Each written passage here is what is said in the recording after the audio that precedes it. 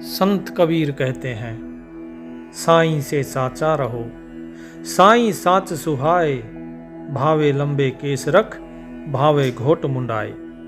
कि उस मालिक के साथ सच्चे रहो, अपना हृदय सच्चा रखो। फिर तुम चाहे लंबे केस रख के जटाधारी हो जाओ, चाहे तुम भगवा पहनो, चाहे एकदम मुंडन करके गंजे हो जाओ। कुछ भी करो, लेकिन उस परमात्मा को केवल सत्य ही अच्छा लगता है। इसीलिए केवल और केवल सच्चे बनो। लेकिन सच्चे बनेंगे कैसे? सच्चा बना जाता है जब हृदय में दया होती है। जब हृदय में दया भाव आएगा तो व्यक्ति धीरे धीरे सत्य की ओर अग्रसर होता है, उसका मन सच्चा होता है। दया धर्म का मूल है, पाप मूल अभिमान। तुलसी दया न छोड़िए, जब लग घट में प्राण। तुलसीदास जी भी कहते हैं कि जब तक आपके घट में, आपके हृदय में प्राण है, इस शरीर के अंदर, तब तक इस दया को मत छोड़ना, क्योंकि ये दया ही धर्म का मूल है। और इस अभिमान का त्याग जरूर करना, क्योंकि ये अभिमान ही पाप की जड़ है। हम सभी इस मानव जीवन के अद्भुत अवसर पर खड़े हैं, जहां हमें न केवल अपना उद्धार करना है, बल्कि समाज, प्रकृति और समस्त प्राणी जगत के लिए भी अपना उत्तरदायित्व निभाना है। ऐसे समय में जब धर्म के अर्थ संकुचित होते जा रहे हैं, कभी वे कर्मकांड तक सीमित हो जाते हैं, कभी जाति और मतवाद के जाल में उलझ जाते हैं, कभी हिंदू मुसलमान में उलझ जाते हैं, तब ये प्रश्न उठना आवश्यक है कि सच्चा धर्म है क्या और उसका मूल है क्या। शास्त्रों से लेकर और संतों की वाणी तक, अनुभव से लेकर विवेक तक उत्तर एक ही है, दया। दया ही धर्म का मूल है। जैसे वृक्ष की जड़ होती है, वैसे ही धर्म रूपी विशाल वृक्ष की जड़ दया है। यदि जड़ ही सूख जाए तो शाखाएं, पत्ते, फल, फूल, छाया सब व्यर्थ हो जाते हैं, सब सूख जाते हैं। इसी प्रकार यदि मनुष्य के अंदर दया नहीं है, तो चाहे वह कितनी भी पूजा पाठ करे, व्रत उपवास रखे, तीर्थ करे, वह धर्म के केवल शरीर को ढो रहा है, आत्मा को नहीं। दया का अर्थ केवल किसी पर तरस खाना नहीं। आपके हृदय में किसी के लिए तरस पैदा हो जाए, केवल ये दया नहीं है। दया तो वो शक्ति है जो हमारे हृदय को किसी भी जीव के दुख से स्पंदित करती है। जब कोई भूखा होता है और हमारे भीतर की संवेदना हमें विवश करती है कि हम उसे रोटी दें, वह दया है। जब कोई पक्षी घायल होता है, हम उसे सहारा देते हैं, वह दया है। जब कोई व्यक्ति हमसे घृणा करता है और फिर भी हम उसमें भगवान को देखें, वह दया है। दया केवल भावना नहीं, एक क्रिया है। वह हृदय की गहराई से उत्पन्न होने वाली ऊर्जा है जो हमें सजीव बनाती है, जो हमें मानव बनाती है। धर्म अपने वास्तविक स्वरूप में वह जीवन शैली है जो संपूर्णता की ओर ले जाती है, जिसमें भीतर से शुद्धि और बाहर से सेवा होनी चाहिए। अर्थात शरीर से सेवा और मन की शुद्धि होनी चाहिए। लेकिन धर्म केवल मंत्र पढ़ने का नाम नहीं है, धर्म केवल हिंदू मुसलमान नहीं है। धर्म क्या है?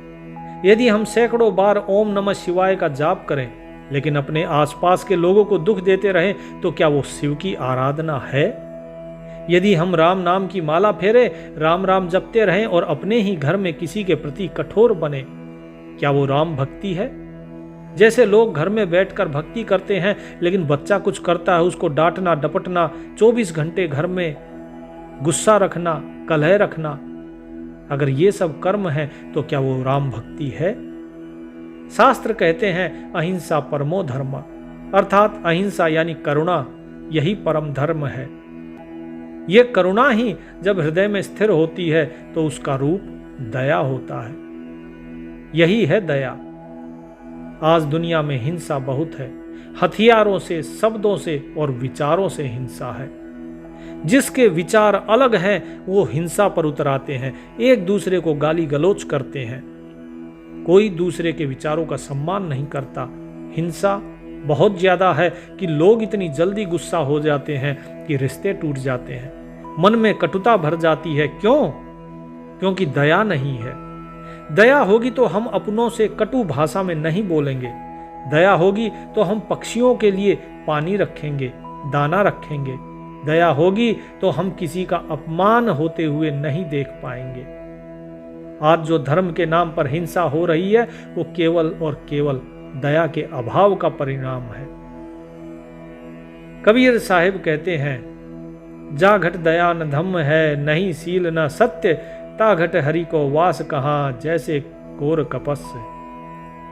कि जिसके हृदय में दया नहीं, धर्म नहीं और सील भाव नहीं है, सत्य नहीं है, वहां ईश्वर का वास कैसा। ऐसे हृदय को संत कोरा कपास कहते हैं, जो किसी काम का नहीं है, अभी कुछ भी नहीं बना उसका।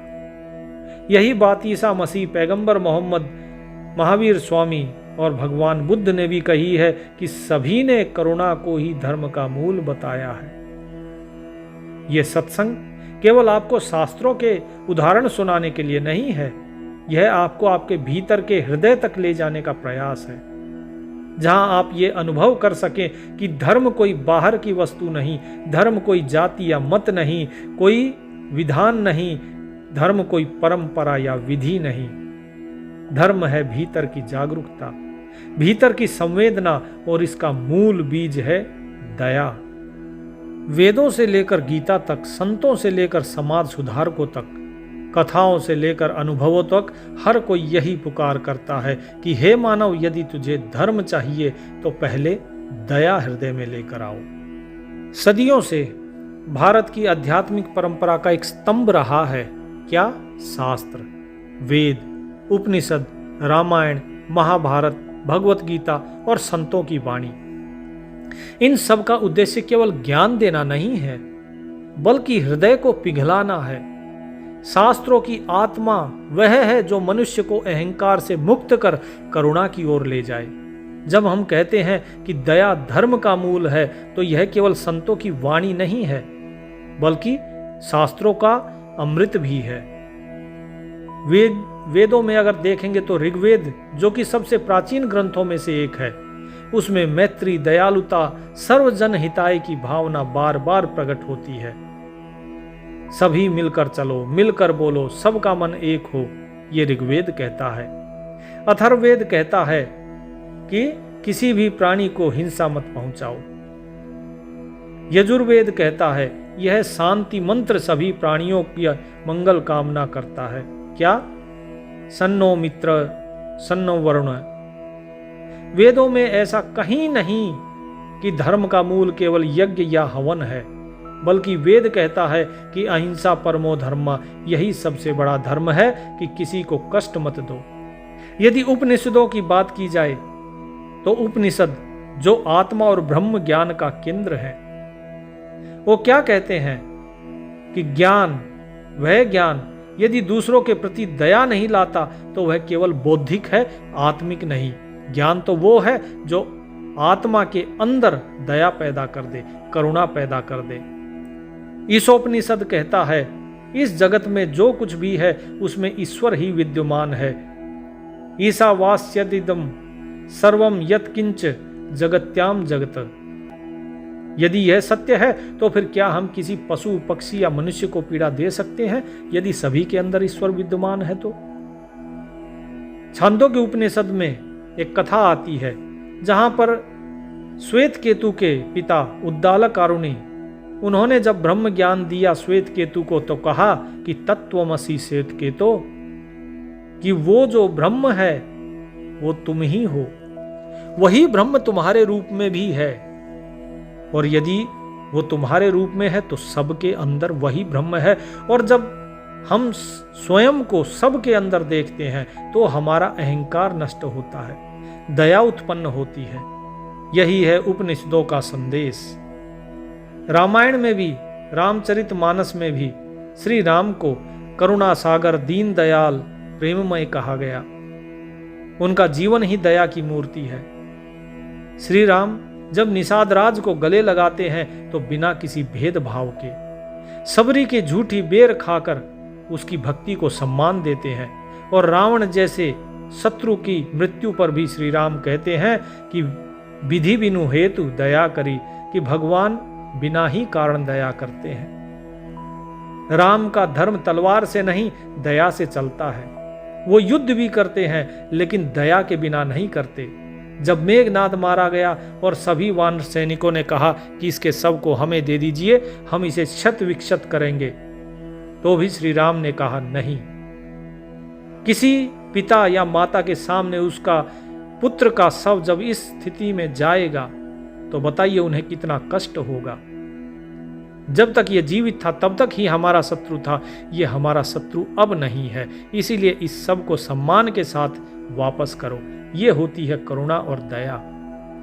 महाभारत में भी धर्म युद्ध जो था वो पूरी महाभारत का केंद्र था, लेकिन उसका आधार भी करुणा और धर्म था। विदुर नीति में विदुर कहते हैं, जो दूसरों के दुख को देखकर द्रवित होता है वही सच्चा मनुष्य है। भीष्म पिता जब सरसैया पर लेटे थे तो युधिष्ठिर से कहते हैं, राजा का पहला धर्म है प्रजा के प्रति करुणा।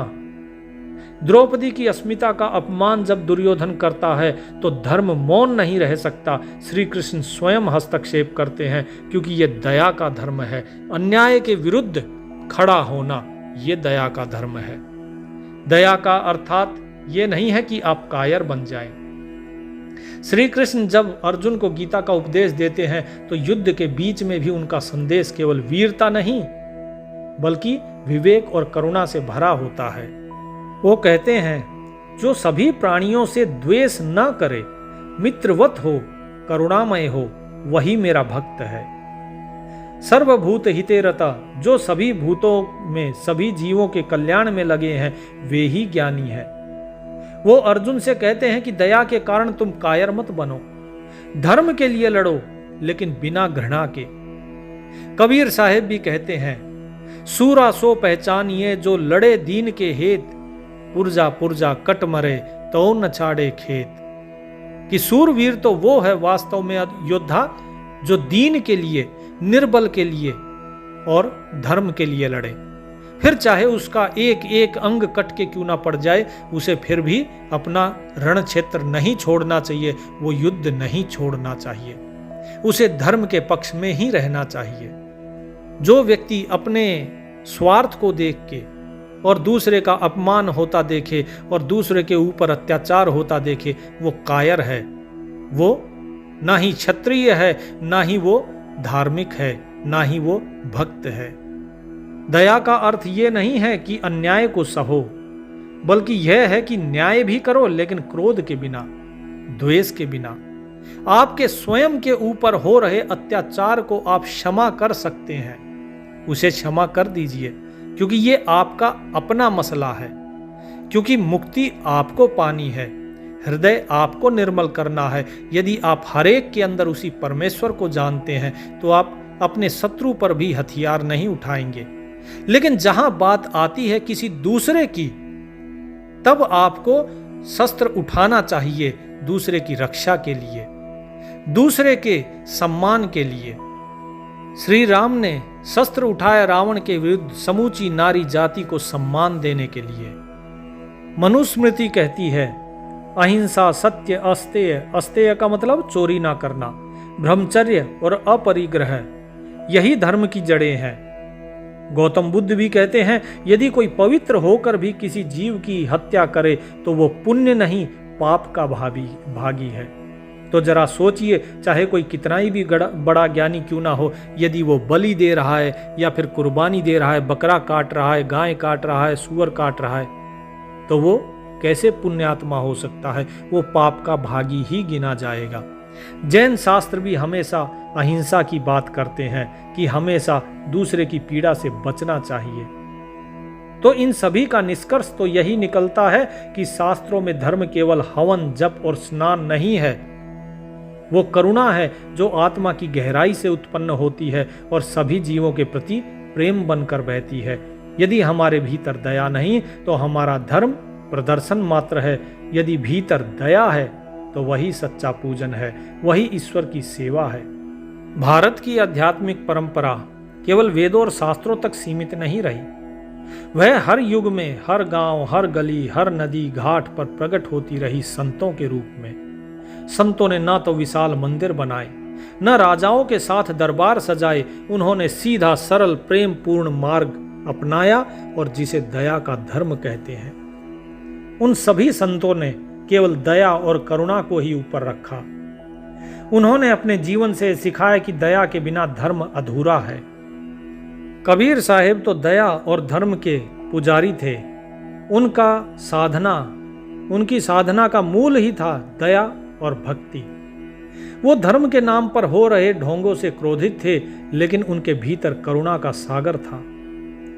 कबीर साहब दया के बारे में कहते हैं, दया भाव हृदय नहीं, ज्ञान कथे बेहद, ते नर नर कही जाएंगे, सुन सुन साखी सबद।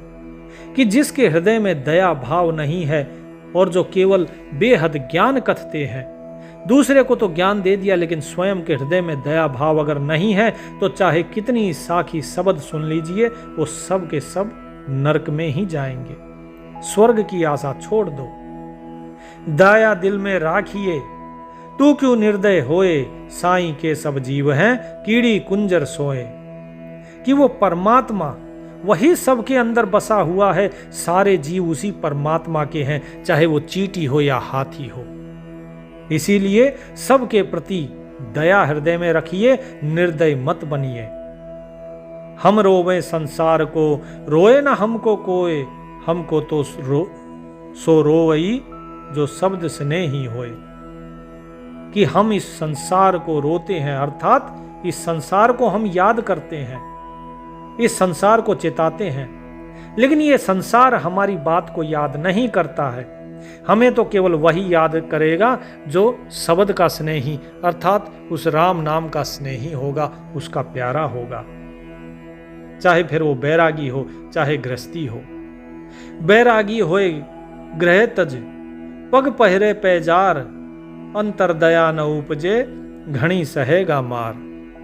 कि यदि घर छोड़कर बैरागी हो जाते हो, पैरों में कोई कड़े बांध लेता है, कोई कुछ पहन लेता है, चांदी की कड़ुली पहन लेते हैं, और उसके बाद भी अगर तुम्हारे अंदर में दया नहीं उपजी है तो समझ लो कि काल की मार तुम्हारे ऊपर पड़ने वाली है, तुम बैरागी नहीं हो। यदि तुम मंदिर में जाते हो, घंटी बजाते हो, मस्जिद में जाते हो, नमाज अदा करते हो, तो वहां नमाज अदा करने से पहले और घंटी बजाने से पहले ये देखो, क्या तुम्हारा हृदय किसी भूखे को रोटी देने को तत्पर है? यदि नहीं दे सकते हो तो फिर तुम्हें इस मस्जिद में जाने का अधिकार नहीं है, तुम्हें मंदिर जाने का अधिकार नहीं है। पहले हृदय में दया पैदा करो। क्या तुम दूसरों को क्षमा कर सकते हो? यदि नहीं कर सकते तो तुम्हारे अंदर दया भाव नहीं है, तुम धार्मिक हो ही नहीं, क्योंकि धर्म दया से ही होता है। कबीर साहब के शब्दों में तीखापन है, लेकिन उसके पीछे करुणा की गहराई छुपी है। वो कहते हैं, कबीरा खड़ा बाजार में, मांगे सबकी खैर, ना काहू से दोस्ती ना काहू से बैर। कि ना तो मेरी किसी से दोस्ती है, ना किसी से बैर है, मैं तो सभी की खैर मनाता हूं, क्योंकि यही संतों का धर्म है, सबके लिए दया। यही तो धर्म है कि सभी के लिए प्रेम भाव रखना। तुलसीदास जी कहते हैं कि श्री राम केवल वीर नहीं, दीन दयालु और करुणा सिंध है। उनकी दृष्टि में धर्म का सबसे सुंदर रूप दया, क्षमा और प्रेम है। दया धर्म का मूल है, पाप मूल अभिमान, तुलसी दया न छोड़िए, जब लग घट में प्राण। तुलसीदास जी कहते हैं, यदि कोई एक धर्म जीवन भर निभाना है तो केवल दया को थामे रहो। जब श्री राम शरणागत रावण के भाई विभीषण को स्वीकार करते हैं, तब कहते हैं, शरणागत भय भंजन सोई, शरण जाओ झूठ न होई। किसी ने अपराध किया है, यदि वह भी दया मांगता है, मेरी शरण में आता है, तो मैं उसे दया देता हूं, उसके ऊपर दया करके उसे निर्भय कर देता हूं। यही परंपरा है। संत रहीम कहते हैं, रहीमन धागा प्रेम का, मत तोड़ो चटकाए, टूटे से फिर ना जुड़े, जुड़े गांठ पड़ जाए। कि प्रेम रखो सभी के अंदर, क्षमा भाव दया भाव रखो, क्योंकि ये प्रेम का धागा तोड़ो मत, टूट गया तो फिर ये जुड़ता नहीं, यदि जोड़ोगे तो गांठ पड़ जाएगी, पहले जैसा रिश्ता नहीं रहेगा। इसीलिए रिश्ते टूटने से पहले संभालो। यदि कोई तोड़ दे तब भी दया रखो, घृणा नहीं। रहीम जो उत्तम प्रकृति, का कर सकत कुसंग, चंदन विष व्यापत नहीं, लिपटे रहत भुजंग। रहीम जी कहते हैं कि जिसकी प्रकृति, जिसका स्वभाव उत्तम है, उसका कुसंग भी कुछ नहीं कर सकता। वो बुरे व्यक्तियों में बैठकर भी सज्जन ही बना रहता है। जैसे चंदन के चारों ओर विषधर जो सांप होते हैं वो लिपटे रहते हैं, लेकिन फिर भी चंदन के अंदर विष नहीं चढ़ता है। इसी प्रकार करुणामय व्यक्ति चाहे अधर्मियों की संगत में रहे, वो अपनी करुणा को नहीं छोड़ता है। और यही सच्चे संत की स्थिति होती है कि वो दया को अपना मूल बनाता है। मीराबाई का जीवन स्वयं पीड़ा से भरा हुआ था। समाज, कुल, नियम, बंधनों से जूझती मीरा ने कभी किसी से घृणा नहीं की। वे श्री कृष्ण को प्रेम के प्याले से पूजती थी और उसी प्रेम में करुणा बहती थी। उन्होंने तो विष का प्याला भी ये कहकर पी लिया कि मेरे गिरधर का प्रसाद है मेरे लिए, मेरे तो गिरधर गोपाल दूसरा न कोई, जाके सरमोर मुकुट मेरो पति सोई। मीरा के लिए संत वह है जो प्रेममय है, जो दूसरों के दुख से पिघल जाए, वही संत है। कितनी ही बार कबीर साहेब के ऊपर अत्याचार हुए, उन्हें गंगा जी में डुबोने की कोशिश की, अग्नि में जलाने की कोशिश की, हाथी से कुचलवाने की कोशिश की, फिर भी उन्होंने सभी को क्षमा कर दिया। किसी के ऊपर उन्होंने कुछ बुरी बात नहीं कही, कटु वचन नहीं कहे किसी को भी। जिस प्रकार मीरा ने विष का प्याला पिया और उसके बाद भी उन्होंने सबको क्षमा कर दिया कि मैं अपनी मृत्यु के लिए तुम सभी को क्षमा करती हूं। ये केवल भक्ति नहीं है, ये दया और क्षमा की पराकाष्ठा है कि कोई व्यक्ति अपने ऊपर होने वाले अत्याचारों को भी किस प्रकार क्षमा कर देता है, कैसे दया दिखाता है। गुरु नानक देव जी वो भी करुणा का प्रकाश पुंज थे। वो कहते हैं कि जिसके अंदर दया नहीं उसके अंदर धर्म नहीं। धरती हरा भंडार है, बांटो खाओ प्यार से जियो। गुरु नानक देव जी ने भेदभाव, छुआछूत, जाति के विरोध में आवाज उठाई और सर्वधर्म समभाव का प्रचार किया। उन्होंने लंगर की परंपरा शुरू की, जहां अमीर, गरीब, ब्राह्मण, दलित, हिंदू, मुसलमान सब साथ बैठकर खाएं। उनका मंत्र था, नाम जपो, कीरत करो, वड छको, ईश्वर का नाम लो, परिश्रम करो और बांटो। उन्होंने कहा, तू जो भी पूजा करता है वह तब तक व्यर्थ है जब तक तू करुणा नहीं करता। संत नामदेव जी, एक बार संत नामदेव जी को मंदिर से बाहर कर दिया गया क्योंकि वे नीची जाति के थे। तब उन्होंने कहा कि जिस मंदिर में सभी को प्रवेश नहीं वहां मेरा भगवान नहीं। और वो बाहर बैठकर भजन करने लगे तो स्वयं जो देवल था, अर्थात जो मंदिर के देवता की मूर्ति थी, वो मूर्ति उस तरफ घूम गई, मंदिर के पीछे की तरफ जहां संत नामदेव जी बैठे थे। ये जो मूर्ति स्वयं बाहर आ गई मंदिर से, यही सत्य की करुणा है। संत तुकाराम जी जो मराठी संत थे, जिन्होंने अकाल में गांव के अन्न भंडार लोगों में बांट दिए, उन्होंने कहा, जो भूखे को भोजन नहीं देता वो भक्त नहीं, वो पाखंडी है। संत एकनाथ गंगा स्नान करते समय एक दलित ने उन पर थूक दिया। संत एकनाथ बार बार गंगा स्नान करके लौटते रहे और वो बार बार थूकता रहा, लेकिन उन्होंने कभी क्रोध नहीं किया। जब तक उनकी घृणा समाप्त नहीं हो गई तब तक मेरी दया भी समाप्त नहीं हो जानी चाहिए। ये संत तुकाराम जी का, वो संत एकनाथ जी का कहना था। अंत में उस व्यक्ति ने क्षमा मांगी इनसे, तो इन्होंने कहा, क्षमा किस लिए मांगते हो भाई?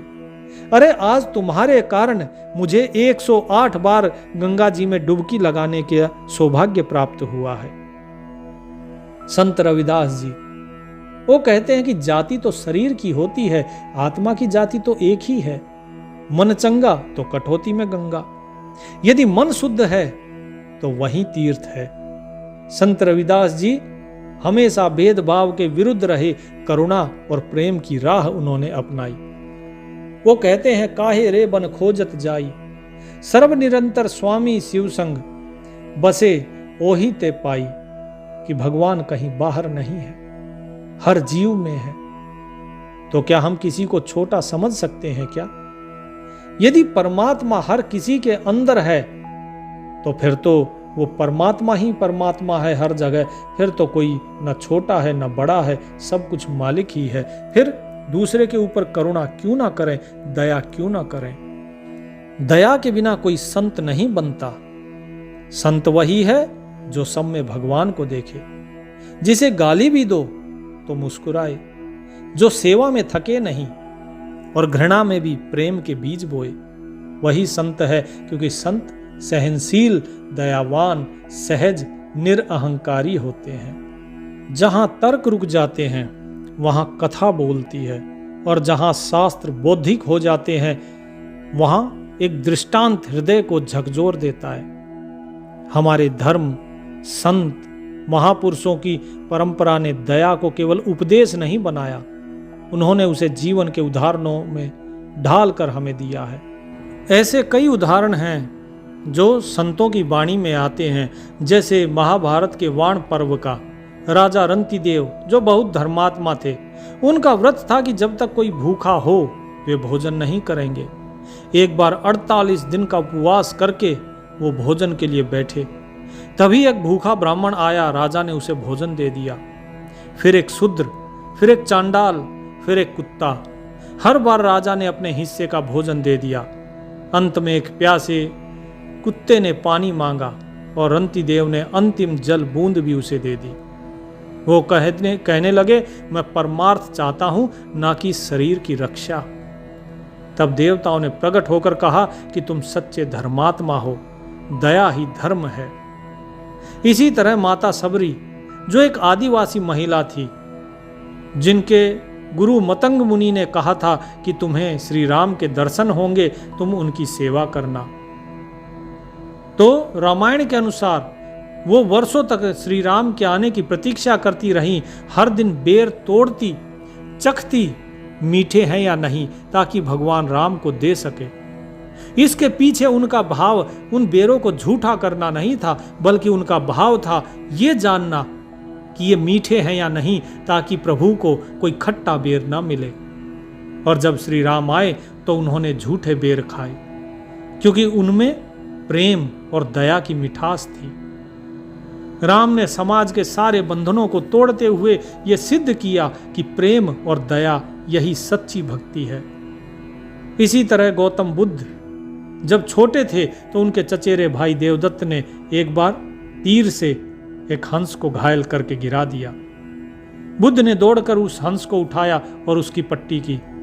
देवदत्त ने कहा, यह हंस मेरा है, मैंने मारा है। बुद्ध बोले, नहीं, जिसने इसकी जान बचाई वो उसी का होता है। सभा बुलाई गई और निर्णय हुआ कि जीवन देने वाला विजयी है, ना कि छीनने वाला। यह न्याय केवल बुद्ध का नहीं था, यह था दया का धर्म। महावीर स्वामी का भी इसी प्रकार एक उदाहरण है। वे चलते समय झाड़ू से मार्ग बुहारते ताकि कोई कीड़ा ना कुचले। वे जल को भी छान कर पीते ताकि सूक्ष्म जीवों की रक्षा हो। यह चरम उदाहरण हमें सिखाता है कि धर्म आत्मा की गहराई से निकली करुणा है। लेकिन यह करुणा आत्मा की गहराई से निकलनी चाहिए, केवल ऊपर का पाखंड नहीं होना चाहिए। ईसा मसीह शत्रु के लिए भी दया करते हैं। जब उनको सूली पर चढ़ाया गया तो उन्होंने अपने लिए दया नहीं मांगी, बल्कि उन्होंने कहा कि हे परमपिता, इन्हें क्षमा कर देना, क्योंकि ये नहीं जानते कि ये क्या कर रहे हैं। ये है दया की पराकाष्ठा। उन्होंने घृणा का उत्तर प्रेम से दिया। उनकी पूरी शिक्षा यही है कि जो तुम्हें गाली दे उसके लिए भी प्रार्थना करो, जो भूखा है उसे रोटी दो, जो नंगा है उसे वस्त्र दो। हजरत मोहम्मद, जो मुसलमानों के पैगंबर माने जाते हैं, एक महिला रोज उनके रास्ते में कांटे बिछाती थी। एक दिन वो बीमार पड़ी तो मोहम्मद साहब उसे देखने गए। वो चकित रह गई, पूछा, आप तो मुझसे घृणा करते होंगे। वे बोले, नहीं, इस्लाम ने सिखाया है कि दया सबसे बड़ा धर्म है। वो महिला रो पड़ी और मोहम्मद को रहमतुल आलमीन कहा गया। संसार के लिए करुणा का सागर, जिसका अर्थ होता है। लेकिन आज के समय में केवल हिंसा, द्वेष यही इस्लाम में रह गया है, जबकि इस्लाम का अर्थ होता है शांति का मत, प्रेम और करुणा का मत। लोग प्रश्न करते हैं कि दया तो करें, लेकिन दया से हमें क्या लाभ होगा। लोग अपना स्वार्थ देखते हैं, लेकिन आप किसी के ऊपर दया करेंगे तो वही दया वापस आपके ऊपर आएगी। एक दिन एक किसान जंगल में गया, एक घायल बाघ को देखा। पहले डर गया, फिर देखा कि बाघ तड़प रहा है। उसे एक बड़ा सा कांटा लगा था पैर में। किसान ने कांटा निकाला, घाव पर दवा लगाई। बाघ ने उसकी ओर देखा, लेकिन कुछ नहीं बोला। कुछ दिनों के बाद जब उस किसान को डाकू मारने वाले थे, वही बाघ आ गया और डाकुओं को भगा दिया। अर्थात दया लौट कर आती है और रक्षा करती है और धर्म बनती है। इसीलिए कहा गया है धार्यति इति धर्मा और धर्मो रक्षति रक्षिता। जब भी आपके धर्म की परीक्षा हो तो याद रखिए कि जब क्रोध हो तब शांति को चुनो, जब घृणा मिले तब दया दो, और जब पीड़ा हो आपको तब सेवा करो। अर्थात दूसरों के क्रोध, दूसरों की घृणा और दूसरों की पीड़ा में हमेशा शांति, दया और सेवा भाव को चुनना, तभी आपका कल्याण हो सकता है। और हमेशा राम नाम सुमरन में लगे रहिए तो उस मालिक की प्राप्ति हो सकती है। याद रखिए, जो भी व्यक्ति दया करता है, दया कोई आदर्श नहीं, ये एक विकल्प है, एक मार्ग है। और जो इस मार्ग पर चलेगा वो ईश्वर से कभी नहीं बिछड़ेगा, जीवन से नहीं डरेगा और धर्म का सच्चा प्रतिनिधि बनेगा। तो इसीलिए दया भाव को अपनाइए और हमेशा उस साहिब के समीप रहिए। सत साहिब।